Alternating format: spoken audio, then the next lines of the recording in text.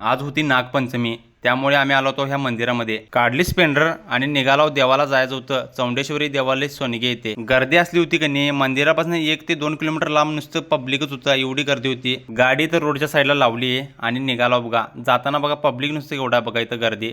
ह्या देवाला का नाही नागपंचमीचं एवढी माणसं येतात का नाही लांब लांबनं.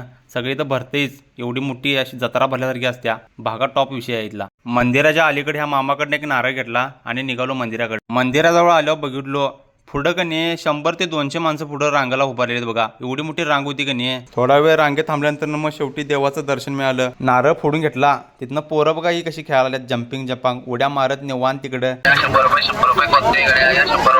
इथं मला गॉगल घ्यायचा होता, खरं गॉगल का आवडला नाही. मग शेवटी घड्याळ आवडलं. हे घड्याळ घेतलं बघा फक्त 100 रुपये. जाताना गणपतीचं मंदिर आहे तिथं पाया पडला. तिथं प्रसाद त्यांनी दिला बघा पळसाच्या पाण्यामध्ये. तेवढ्या तिथं बाळूघाट पडला आणि अक्षय नारे मैत्री चायनी सेंटरचे मालक त्यांचा चिरंजीव बघा. त्यानंतर काढले बघा स्प्लेंडर बाहेर आणि निवांत चाललेलो बघा बोलत. मस्त वातावरण वारंबीर लागाल तर गच्च खतरनाक वाटालतं. त्यानंतर आलो बघा जिममध्ये.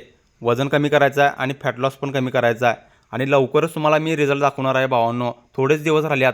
भावांनो आणि बहिणींनो व्हिडिओ कसा झाला आहे कमेंट करून सांगा आणि जाताना फॉलो करायला विसरू नका. सपोर्ट करायला लागतोय.